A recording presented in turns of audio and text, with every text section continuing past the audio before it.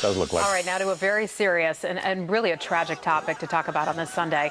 ISIS is on the march in Iraq, and in one city, the threat to Christians has never been greater. In Mosul, the terrorists have given Christians three options: convert to Islam, pay, or die. So can anything be done to stop this? Joining us now is Father Jonathan Morris to weigh in. Good morning, Father. Good morning. What can be done to stop this? Let's continue to paint the picture first. Imagine that this is Mosul, which was where Christianity has been since 1,700 years ago, right? 200 years before even the foundation, the invention of Islam.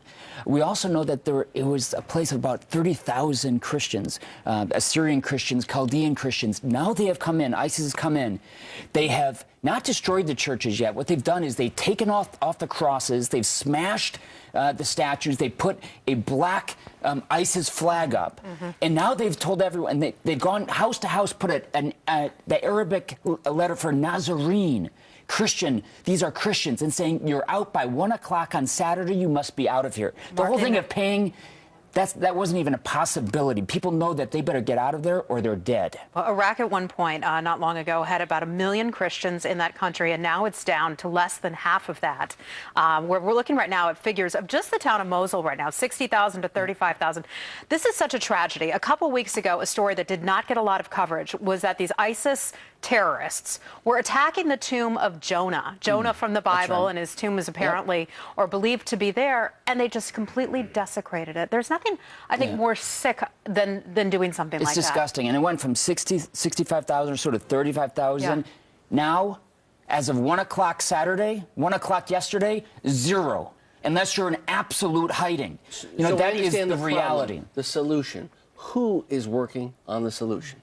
Well, what they're doing is there's 600,000 Iraqis that have now been displaced in other parts of Iraq or going over to Syria.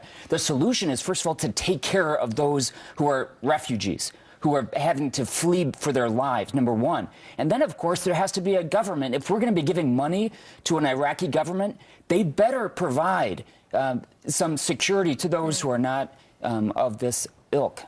Right, these ISIS radicals. So for those of us sitting here at home in the United States who want to be able to help our brothers and sisters in a very dangerous part of the world, what can we do? I'm going to put up on my Facebook, just look up Father Jonathan Morris, or on my Twitter, at Father Jonathan. I'm going to put up some organizations that I trust to help some of these refugees. I think that's the first thing we have to do. Then, of course, we have to put pressure on our government. Are we seriously not going to be talking about this? I mean, imagine 600,000 people displaced. Yeah, but on the other hand, we don't hear much about this from the administration as it is. This is happening in Nigeria. This has happened in other countries in that region of the world, and you really don't hear much about it. It's simply not a priority. It's not fun to talk about, but when you have a total destruction, a genocide, I would call it a genocide of Christians in Iraq right now, after so much of our lives lost, so much of our limbs lost, so much treasure lost, or not lost, invested in. We have a responsibility to make sure that this doesn't continue. Father John, thank you for shining a light on this. Happy Sunday. Appreciate it. Happy Sunday to you. And welcome to Fox and Friends Sunday. Thank you. Thank you. Thank you, Father. And it reminds us how lucky we are to enjoy the protections and the religious freedoms. John, you're absolutely right. Amen. So right. Well said.